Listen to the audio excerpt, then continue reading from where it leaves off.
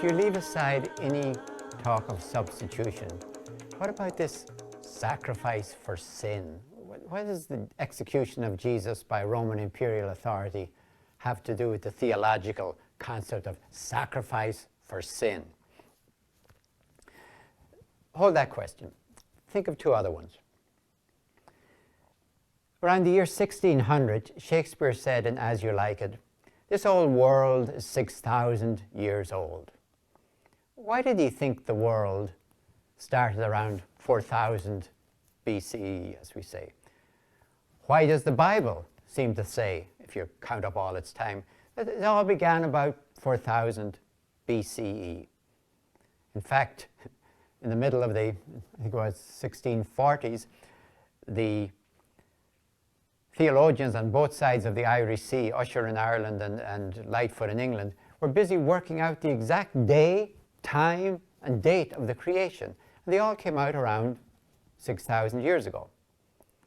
Now, it's easy enough to laugh at that when we think of millions of years.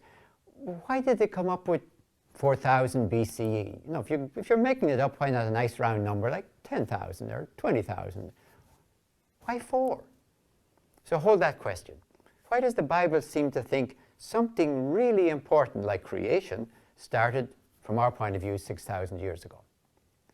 Here's a second question. When do you first find the word sin in the Bible? When is it first mentioned? No, it's not in the garden, by the way. When is it first mentioned? By whom? In what context? When is original sin first mentioned in the Bible? When is the first idea of sin mentioned? Let me start with that first question. What happened, if you're thinking about 6,000 years ago? From the biblical point of view, 4,000 years before the time, say, of Christ. What happened? Once you ask it that way, and don't simply say how silly to think that creation was only 6,000 years ago, the answer is immediately obvious. The Neolithic Revolution, see what that is in a second, the Neolithic Revolution climaxed on the plains of Mesopotamia around 4000 BCE.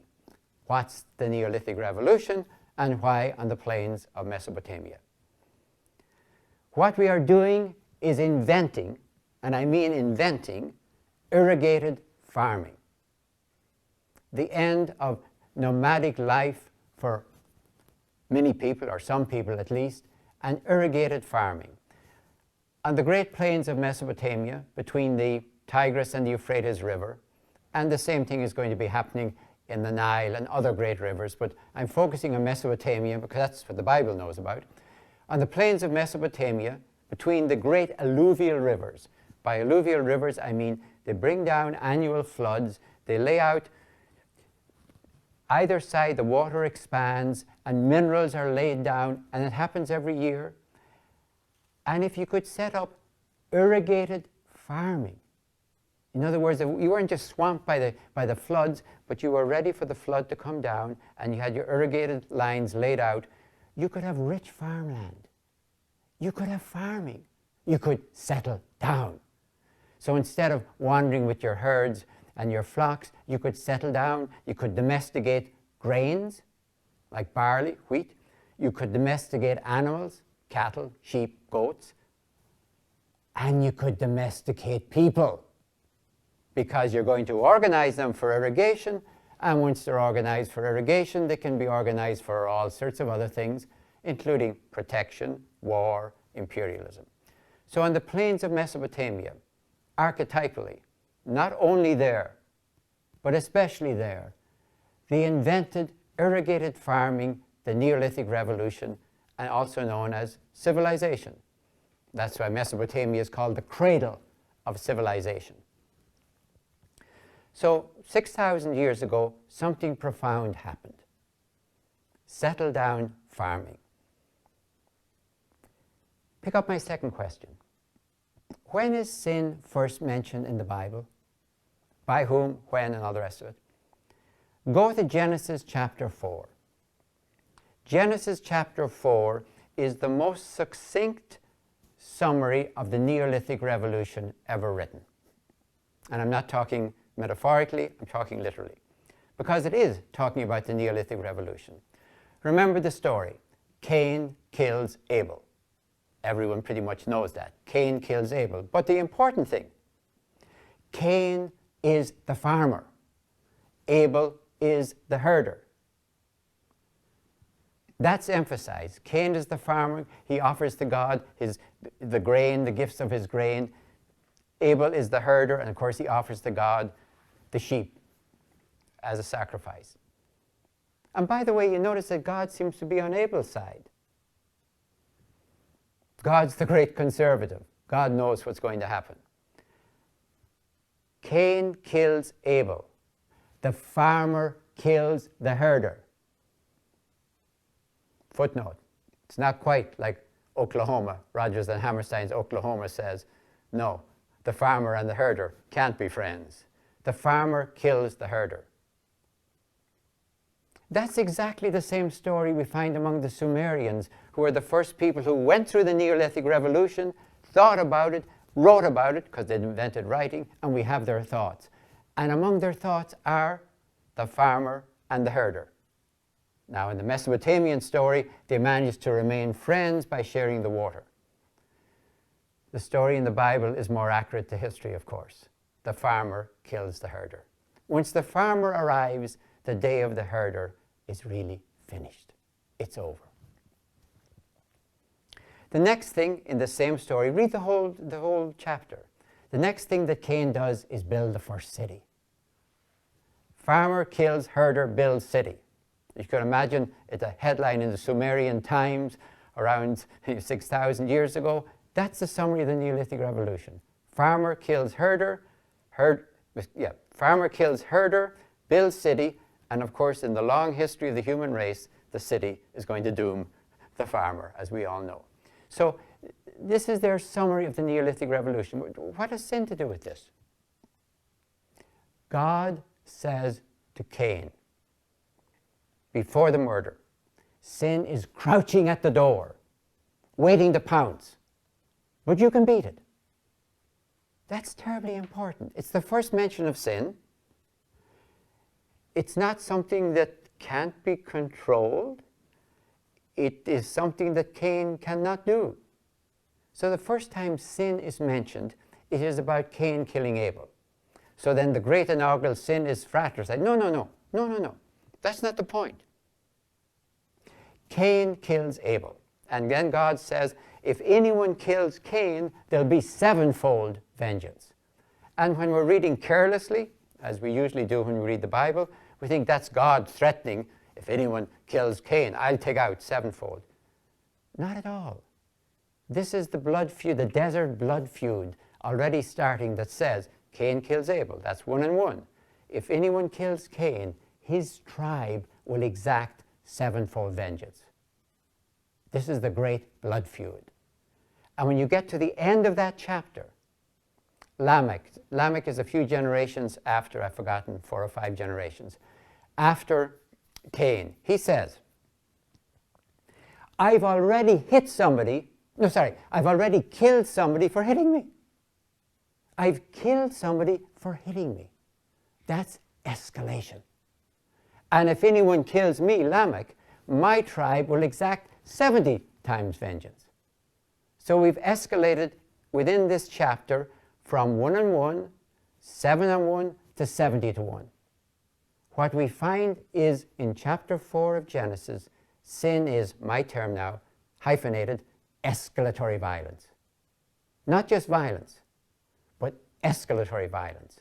Violence escalates. We've got it all laid out for us in one chapter. And it warns us that sin is about violence.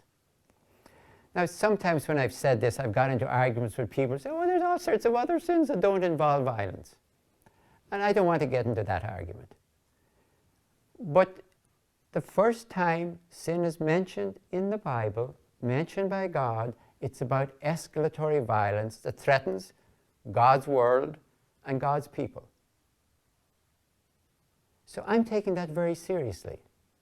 For practical purposes, I'm going to equate sin and violence. Now, how has Jesus died for our sins if, when you're thinking about sin, you're thinking about violence? And by violence, I mean that which threatens the world and threatens the people of the world. Let me emphasize this for a minute. On the worst day of Roman slaughter, they didn't threaten to destroy the Mediterranean. You know, no Roman sword could cut down an olive tree. There wouldn't be much left of the sword by the time we were finished. But escalatory violence seems to be the destiny of the human race. We have escalated steadily. We've never had a weapon we didn't use. We've never invented a weapon that wasn't worse than the one that preceded it. So we're asking the very question whether our species has a future with escalatory violence. So for the moment, I'm quite willing to say, all right, as far as I'm concerned, I'm going to equate sin and escalatory violence. And when we solve that one, we can discuss what else. So Jesus, back to Jesus. Jesus lived a life of non-violent resistance to evil. Don't think I'm simply taking Martin Luther King or Gandhi and putting him back in the first century. We did not invent non-violent resistance. It was already an option in the first century. There was, of course, violent resistance to Rome in the first century. We know that, and that's all we talk about. But there are just as many examples of non-violent resistance, not just by individuals, but by organized individuals to violence in the first century. They invented it, we did not. So in talking about Jesus as non-violent resistance, I'm not saying at all, well, he invented something that none of his fellow Jews had ever imagined. No, not at all. He was simply taking something that was one of the options of his people and saying, we must practice non-violent resistance because that's the way God is. So, Jesus lives a life of non-violent resistance to evil, and what happens? He dies. He is executed. And he doesn't become violent. We've just saw at the end of our last session that that's the difference between Pilate and Jesus. So Jesus dies as a witness against our sin of violence, as a gift to God and a gift from God of the non-violent life of resistance to evil. That this is our destiny as a human species. Jesus died from our sins, because violence is the normal way we run our lives. And he died for our sins, not as substitution. It has nothing to do with substitution. He dies for our sins to witness to us that violence will destroy us, that our species will not be able to survive if violence keeps escalating. Let me end with an example. We need the term sacrifice. Don't give it up.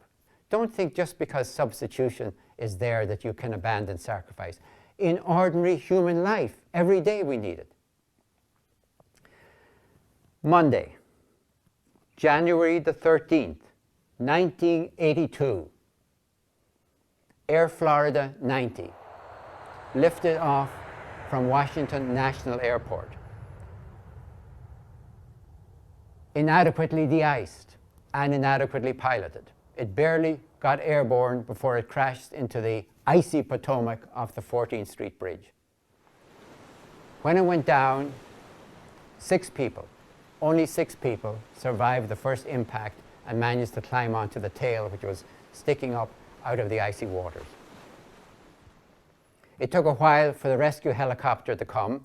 It was terribly dangerous, as you might imagine. First of all, the rotor effects was shaking everything, and of course it was very dangerous for the pilot, who was almost down at water level, but they finally started to drop lines.